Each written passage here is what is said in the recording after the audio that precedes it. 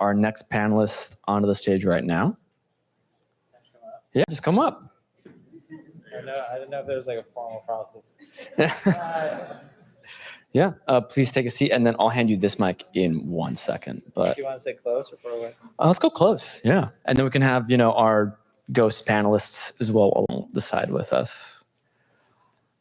So this is Andrew Gazdecki. He is the founder and CEO of Acquirecom.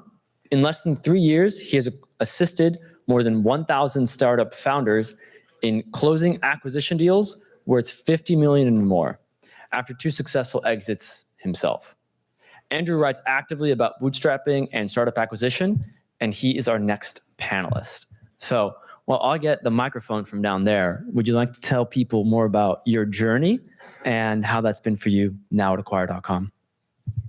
Yeah. Well, first of all, thanks for having me and thanks for listening to me. This is humbling.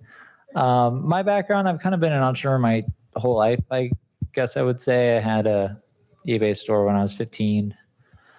Funny story there. I met the president of PayPal once and told him that, and he told me you need to be 18 to have a PayPal account. Yeah, just, I love building stuff and fell into entrepreneurship early in my life. And I guess to kind of expand on what JP was saying, I originally built a drag and drop mobile app builder when I was 21 in college, grew that to about 10 million annual recurring revenue, bootstrapped the company, sold it to a private equity firm when I was 29. And then for some reason, I started a crypto company after that. That one, I call it landing the plane in the Hudson River.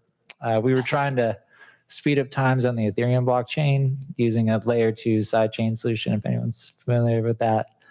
It's still slow, so it didn't really pan out as we had hoped, but it was a good lesson and had some good times. And now I'm here helping other people sell their startups. Hey, that's fantastic. So you mentioned, you're a builder, and that's big within Silicon Valley, right? In terms of our culture, right? Building is so important. Before we kind of dive into more of the details of Acquire, I'm really curious, what is the most difficult thing you've built, and what did you learn from that experience?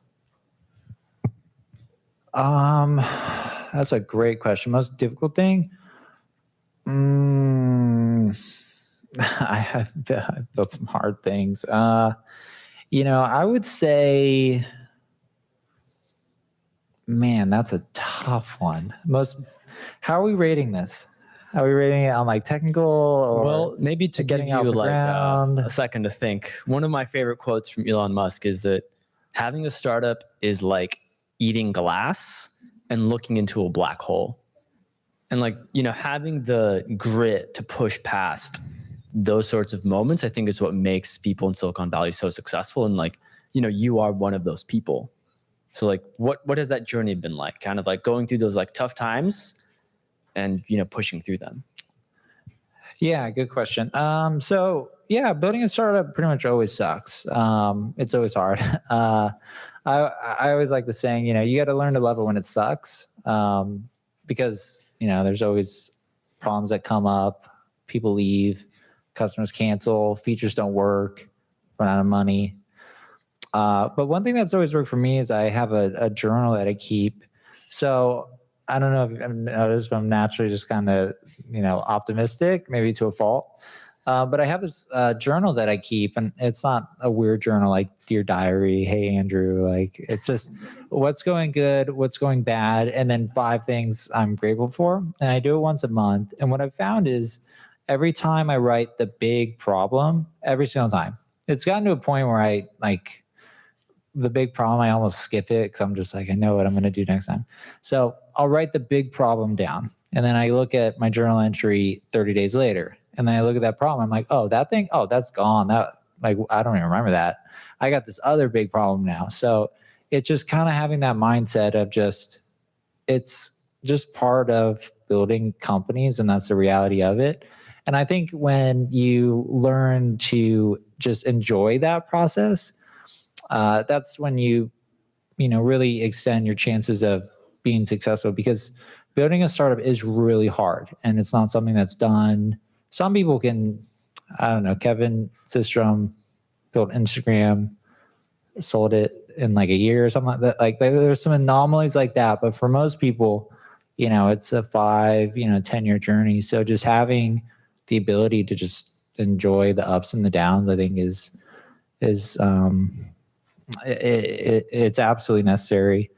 So to expand on that maybe a little bit more, and feel free to interrupt me absolutely. if I'm just expand away. if I'm just ranting, but one thing that's worked for me really well is trying to figure out what you really like to do, and just do that, and then just delegate the rest. And so one process that's helped me is a calendar audit, where you really want to be working in what's called your zone of genius. This is where you're at your happiest. It brings you the most energy.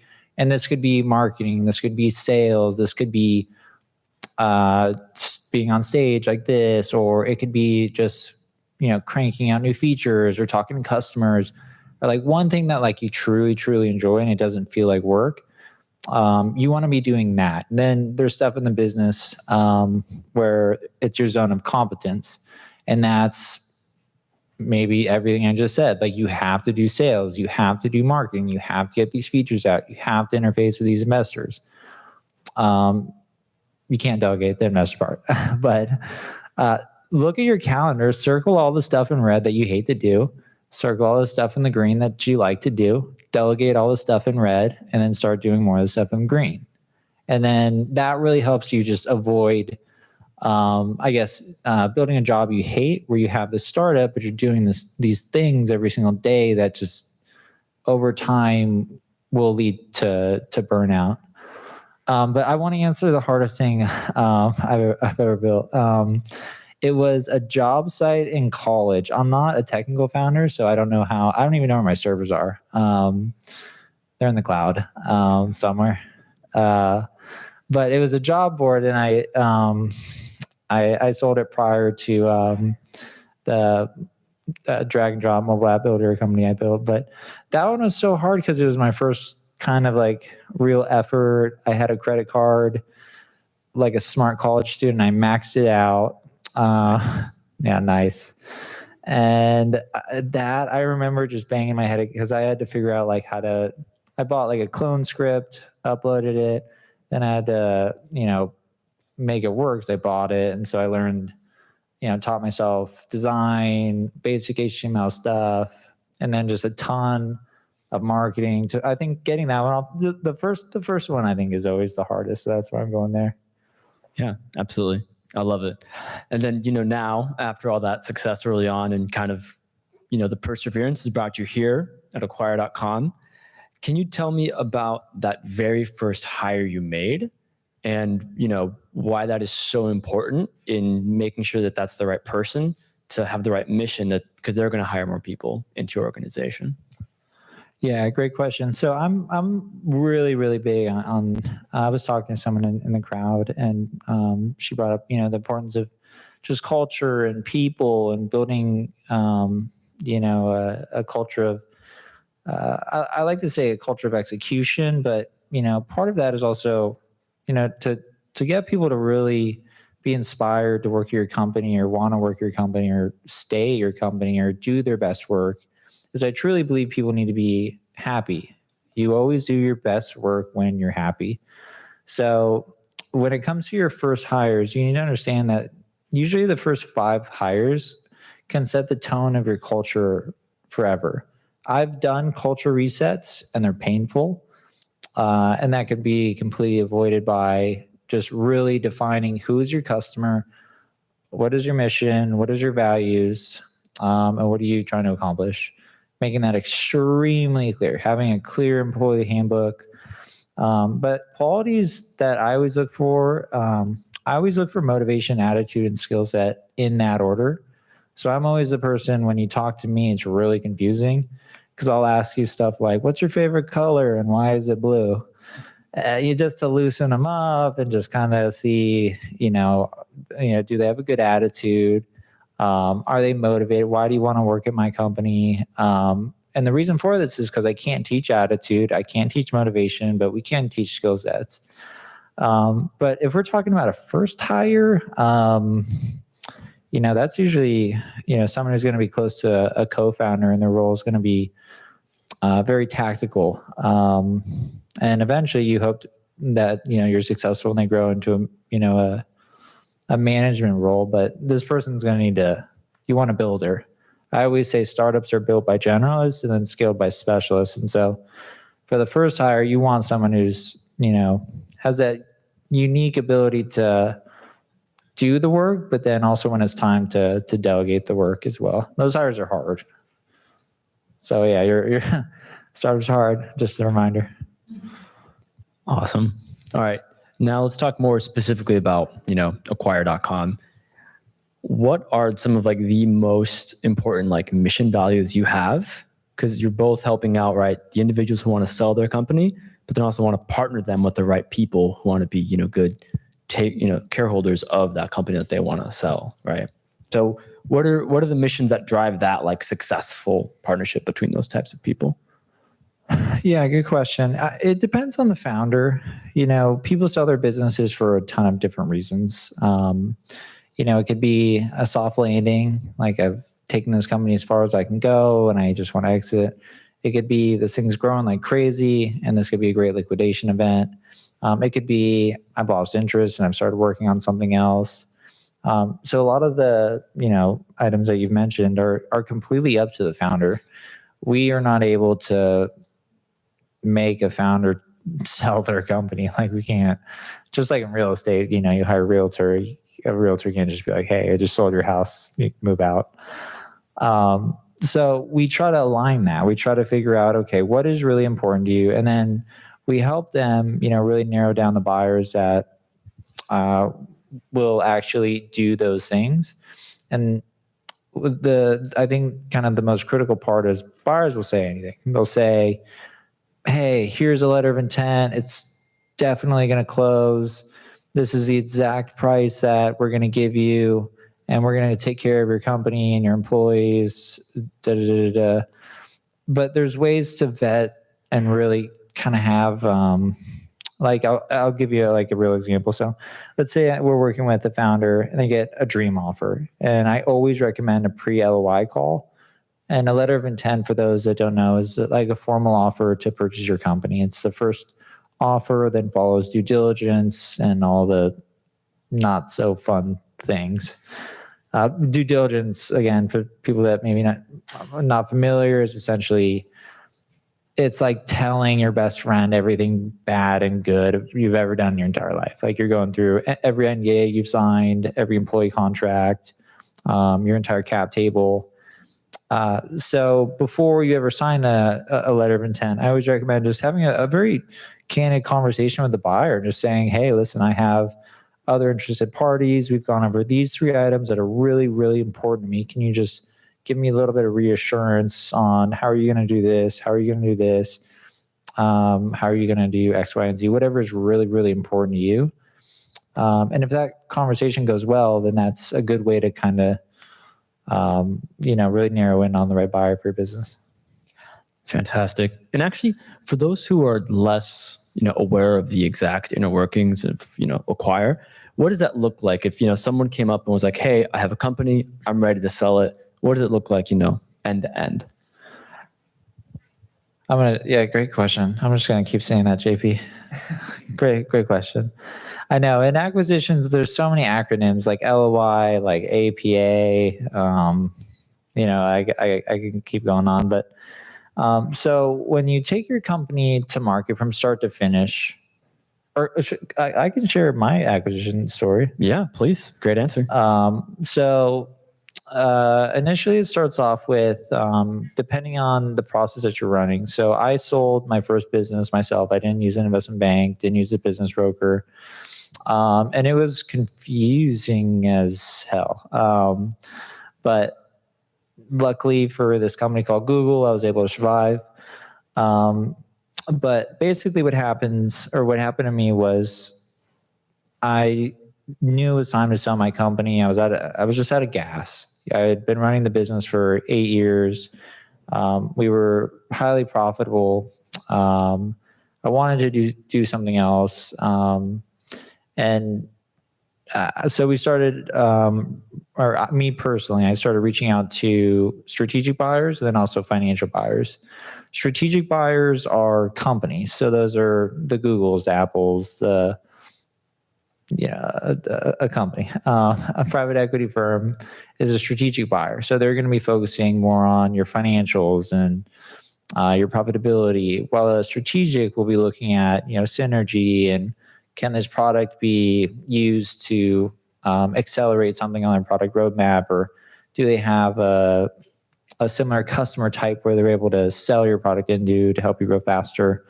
So I was always in touch with all of this. Is maybe a tip is to plan ahead really far. It took me 3 years to find a buyer, 3 years. And this was after multiple updates and figuring out kind of who's, I was talking to all the do-yourself web design companies, GoDaddy, Web.com, J2 Global, and then a bunch of private equity companies. But then when it came time to sell, I ran a process. So that means just like in fundraising, you want to compress the timelines. Am I going too specific? No. I mean, is this too specific? What do you guys think? Too specific? Keep going. Okay. All right. I heard the people. My wife says I talk a lot. So if I do, just... This is your current job right now. So okay. You're doing great. So I set basically what's called a deal schedule. And so just like in fundraising, you want to control the process and the timeline, because there's a saying, if you have one buyer, you have no buyers. So you want to get as many interested parties to the table all at the same time, not one in January, one in March, and then one in June. That's you're just working with one buyer from one buyer from one buyer. And so I reached out to all the buyers at once after updating them lightly for about 3 years. And the updates would be just, hey, here's just kind of what we're up to. Nothing proprietary. We're growing, doing well. Here's like one slide from our investor update. And so we kick it off, start taking calls with a bunch of different buyers, narrow it down to, I believe it was like 4 different bids were coming in. And so a deal schedule starts with the cutoff date for calls is Friday. I need a verbal offer within the next 2 weeks. And between that time period, you're going to have pre-due diligence requests. And then you're going to enter the last stage of the deal schedule, which is the formal offer. And you say you want all formal offers to come in all around the same time, because when they come in all at the same time, that gives you leverage. You have multiple offers to negotiate against, and you're not just negotiating the price, you're also negotiating the terms. So what I did with my acquisition, since we had multiple bids, I negotiated terms that were important to me. Like going back to your first question, what was important to me was I wanted to get out of the business. I didn't want a 4-year earnout. So I wanted an all cash deal. I wanted no earnout. We had $2 million cash on hand, so I wanted them to purchase that. I wanted a stock transaction because there's tax benefits to that. And I found a buyer that was willing to basically agree to all those terms. So we did. And then we head into due diligence. And I'm literally getting married like 2 weeks after I sign our LOI. I literally signed my LOI at my bachelor party. There's no joke. That's awesome. Yeah, the timing of it all was just interesting. But due diligence, man, it's just tells how everything marketing works, everything sales, your product. We actually, and this gets into some sensitive stuff too. Going back, maybe I would have done some things different, but I didn't tell my team. Because the last thing I wanted was sign an LOI and it just doesn't go through. Because when you sign a letter of intent, that's really just them saying, we're really interested, but it's not done. The deal is not done until the money hits your bank account. So me, my VP of engineering, VP of product, CFO, and chief, I think your title was chief customer success officer. I now all work with these people now too, which is kind of cool. So we were all just trapped in a conference room, just going through due diligence requests. And I remember an employee asked me hey, what's going on? And I told everyone we were being audited by the IRS, which is kind of, just audited by someone else, not the IRS. And then due diligence was about 2 months, and it's rigorous. We had to go through all of our support tickets. We had to go through our full product roadmap, our full architecture of the business. You're basically closing the gap on how does your business work from start to finish, because the terms that I had outlined basically meant I'm agreeing to 90 days and then I'm gone. Which I had positioned myself in the business at that point, so it worked. And then, once you get through due diligence, we had every acquisition has a couple bumps. We had a few, circle closing dates that we missed. So that means we're going to close on this date. We're going to wire you the money. And then twice, we call them false starts in the acquisition space. And the worst one was on a Friday. It was the second one, and I flew in all my team to celebrate with me because we had members of the team that were in different locations of the world, and it didn't close. And then I'm like, okay, let's see everybody. And then it ended up closing on Tuesday, and we still celebrated, but. Some of the people that had been with me for a long time, including I had 2 angel investors that put in $50K. They weren't there, so it was just kind of like, and this was before Zoom, it was kind of the thing. So it was just kind of like emails and texts. But yeah, so to really just kind of summarize it, you meet with a lot of buyers. Your goal is to get to an informal offer, LOI, or formal offer, however you look at it. You do a lot of due diligence, and then you get to a purchase agreement, which is a stock purchase agreement or an asset purchase agreement. And that's the big beefy document that you want. I remember being on the phone with an attorney and just telling them to explain it to me like I'm 5, which they did. And then you get past that, and then it closes, and then you transfer all the assets, and then you no longer own the business. Awesome. All right. Now switching gears for a second. Now taking the point of view of a user, right, who has now a successful startup, business that they built for years, and they're wondering, is it time that I want to sell this? How would a person assess internally, or perhaps with other individuals, whether or not they should approach you at Acquire.com to be like, hey, I'm ready to sell?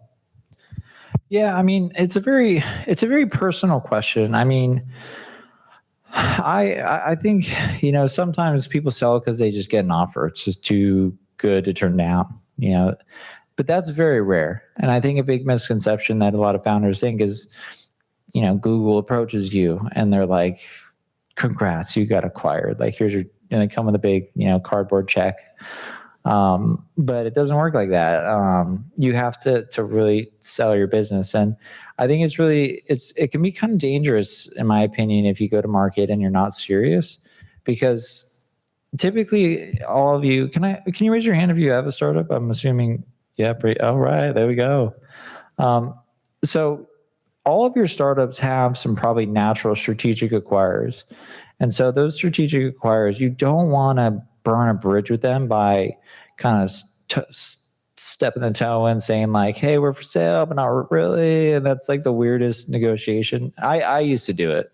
Where like, we're for sale, but not really. But if you give the right price, the best way to get an acquisition done is to just be like, we're selling the business. And it's not a matter of if, it's just who, and then having just a clear and concise reason. So, getting to your question, JP, of just, when is the right time to sell? It could be you get a crazy offer that you'd be foolish to turn down, but even foolish offers, Yelp was offered $100 million by Yahoo with 0 revenue.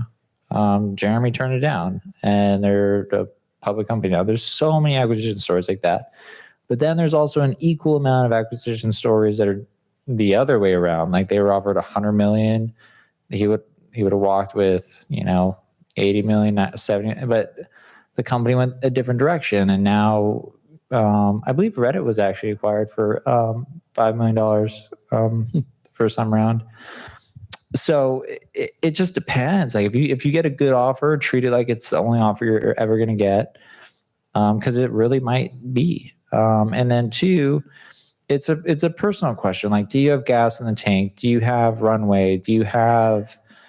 Is your company still growing? I think rule of thumb, if you're tired, you're getting burnt out, it's looking like a sale is going to be, the best way to kind of, exit the business. That's generally what I recommend. What I see the most often is people just get tired of working on their businesses. It happened to me. I had delegated everything. I like to build stuff. I kind of like that initial, stage when everything's like created and creative, and you're, really kind of, shaping a market. And at that point, when I sold my first business, I delegated so much that it was so much management. And I was so young, and I wanted another, at bat, at something new, a new challenge. So long story short, that was definitely a rant.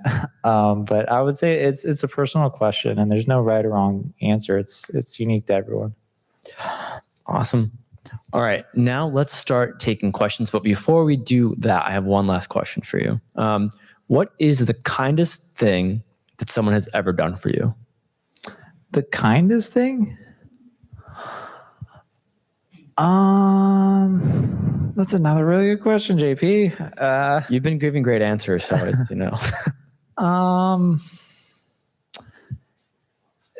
This one actually kind of gave me a little bit of tears.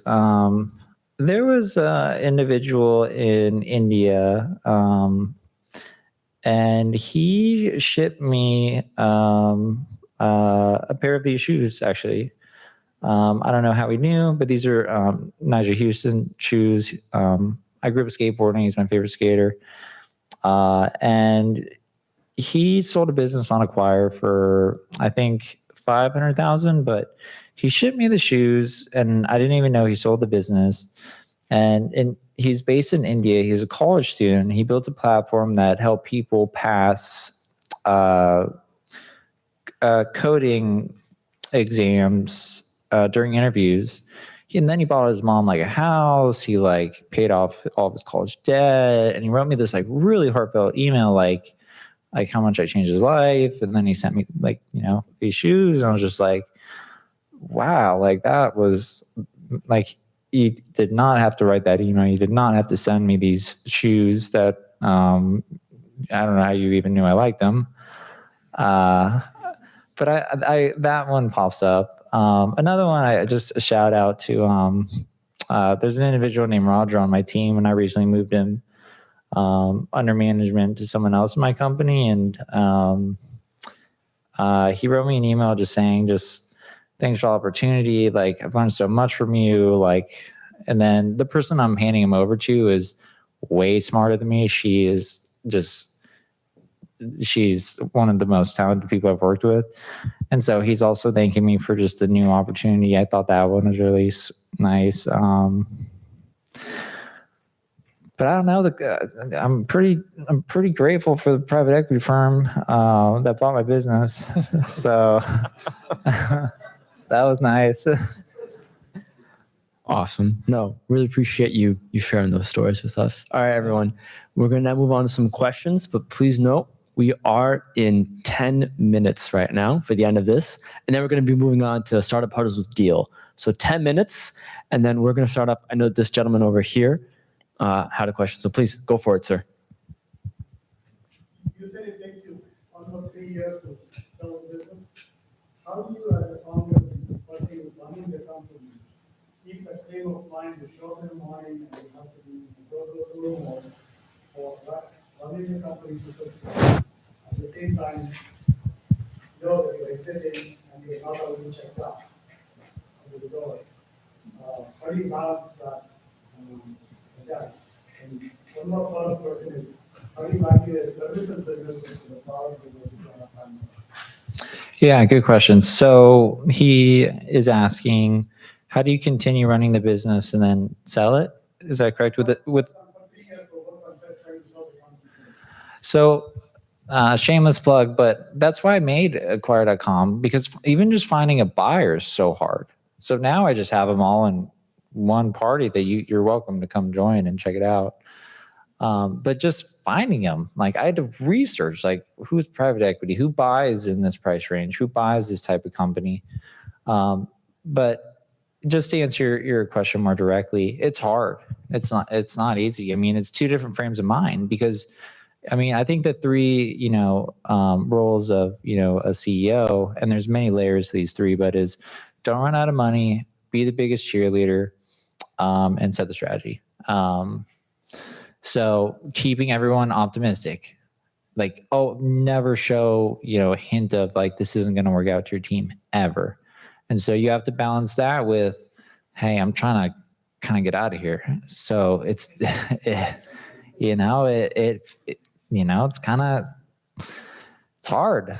I don't have a good answer for you aside from just, startup founders and entrepreneurs are really good at making the impossible happen. So I wish I had like a fitness tip or something on that one, but it's just difficult, and you got to balance two different strategies at the same time.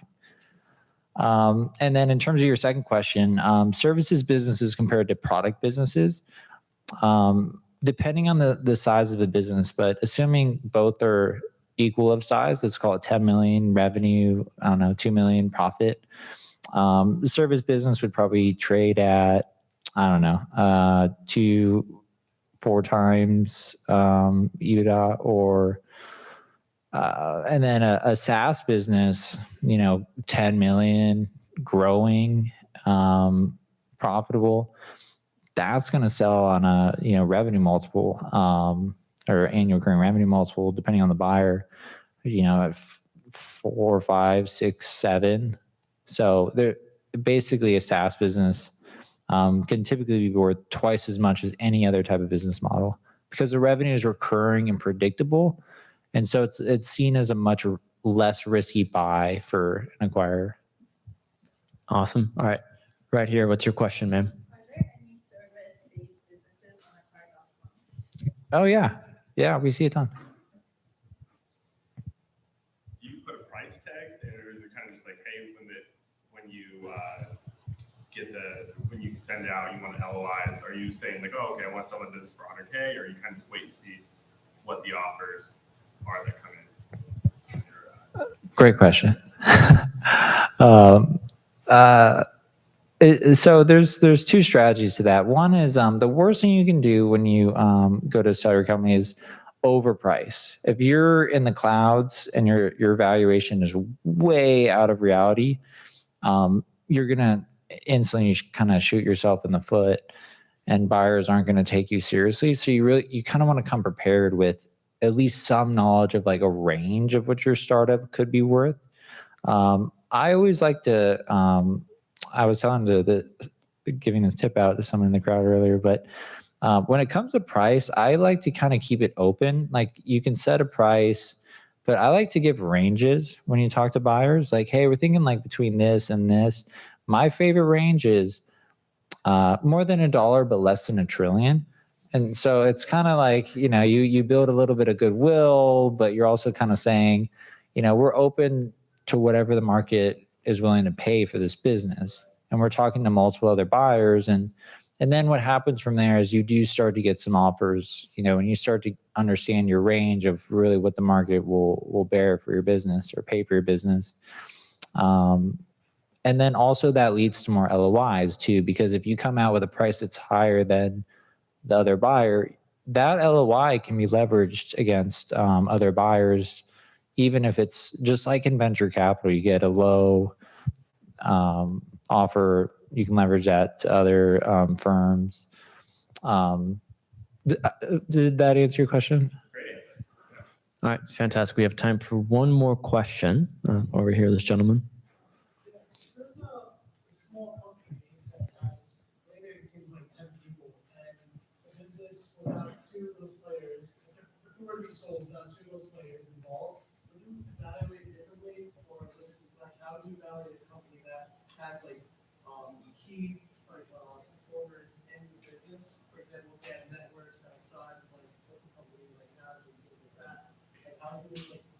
would you be able to evaluate the company, like those people are still there, or once they're looking at the company, it's a whole different, like, evaluation or like,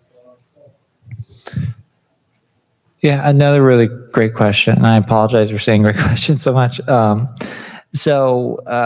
Sometimes there's something called add backs when you're going through your evaluation. What that means is I'm just going to make up a hypothetical scenario. So you have a 10-person team, 4 are going to be leaving. And so let's say your profitability is, $1 million. But then when those 4 people leave, your profitability, you're going to take their salaries and add them back. So you'll have a recasted financial statement. But it can kind of go both ways, because if those people have to be replaced, then it's not really a true add back. The most common add back is the founder. And depending on how much work they're doing, that will be, assessed in your valuation. I guess my best advice would be to, really not have key man risk. Key man risk is when there's central points of failure where someone is so important in a company where if they leave, which is very common, most like when we talk about really large acquisitions and kind of bringing culture back in, there was a quote from the founder of Cisco, I believe, who said 1 in 3 acquisitions fail, and it's mainly due to culture. They can't get the 2 companies to buy into what they're doing. And so you do naturally see people leave. So I would just build your business with some sort of redundancy where, you may have these, star players that are, really critical to your business. But if they leave for some reason via an acquisition or just because they went to another business, you always want to have some sort of redundancy there. But that is a question and an item every buyer looks at is, if we buy this and these people leave, what happens? And one way that buyers mitigate that is essentially earnouts. So that's why you see, like when you're bought by a strategic company, everyone's on a 4-year earnout with a vesting schedule to keep them there. Awesome. And actually, you want to sneak in your question real quick? You don't mind. So I heard you say in one breath that you don't want to string buyers along. You want to be clear, I'm ready now. But then in another breath, you said you want them to all be ready at the same time. It took you 3 years, and there's no guarantee if it takes 3 years that they'll all be ready at the same time. It might be January, March, and June. And so what is actually the process to develop the relationships with potential buyers so that you can line up the timing so that everybody's interested at the same time, besides using your platform? Yeah, great question. So let me clarify the updates. The updates were never, hey, we're for sale, here's our numbers, it's nothing like that. It was more just like we're kind of always for sale. And I'd gone to, dinners with some of these people. So just kind of letting them know when the time is right, we'll let you know. That was kind of the preface of those emails. Like a good example was Greg Wong at web.com. We got really close to selling to them and flew out to Florida one time. And we both kind of knew there was interest, but I wasn't ready. So I was starting these conversations at age 25 and I had a big tank of gas. And one of my mentors, Christian Friedland, he would always tell me, like, just continue the conversation. It takes like two minutes to send them out once a quarter. So yes, don't run around telling your competitors or your strategic acquirers, like, we're for sale every quarter, we're still for sale, like that. Because then you start to seem desperate and you never want, because then you lose leverage. So what I did to be more specific is, again, keeping them updated. And what you're really doing is you're letting them get to know you. I always recommend buyers, or sellers, when they talk to buyers, the first call, just talk very high level about your business and just figure out if you can work with this person. Because I rarely have seen an acquisition happen without some form of goodwill, or because you're going through due diligence, transfer. It's not like handing over the keys to the car. So what I did was just keeping buyers updated just to stay on their radar. And then when it was time to sell, that's when I verbally said, hey, we're going to market. Here's a teaser. So a teaser would be a blind profile. That's kind of the term. And then you usually have what's called a SIM, which is basically a fancy acronym for confidential information memorandum. And so I put that together and I said, hey, here's kind of the high level highlights of the business. And that's where it gets more serious. And that's when you're telling everyone you've been reaching out to, I'm serious. I'm starting a process. I'm selling my business. I know what I'm doing. And those aspects alone right there are really, really, really important because it shows that you're serious and that you have your books together, you're ready to go.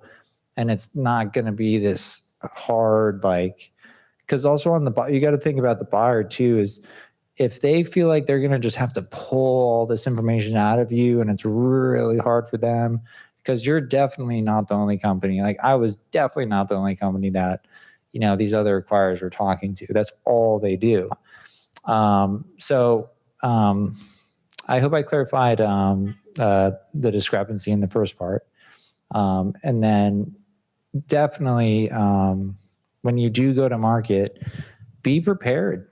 Like put the preparation up front, and then you want to reach out to as many buyers as possible because that's their buyer pool. Very similar to fundraising. You don't just reach out to one investor at a time, and you want to reach out to as many as possible because you want that round to be closed. Because once you, just like in venture capital, information I think flows a little bit faster. But if you get a no from a big, tier one firm or something, they all start talking. So I hope I answered your question. And I'm sure partnerships, like strategic partnerships, are a good way to build those relationships too. Absolutely, yes. Integrate with everyone you think that can buy your company. That is, yes, that actually is. And that's something that we did. We were in the Wix store. We partnered with LegalZoom. We partnered with Deluxe.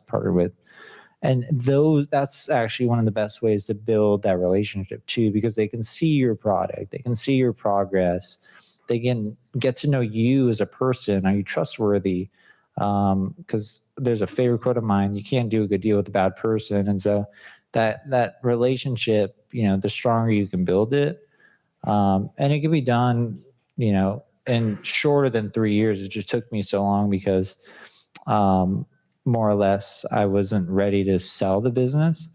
So yeah, I hope that answered your question. Fantastic.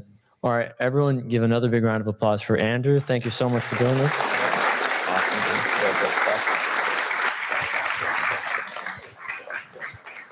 All right, and now we have our next session with Deal.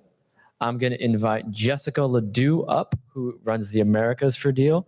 And yeah, fantastic. Yeah, absolutely. All right, don't go anywhere, everyone. Please stay in the room. We're going to get started. Jessica is right here coming up, and I'm going to hand her the microphone. All right, here you go. Thank you. Ahmed, Jack, Daniel, you guys want to come up?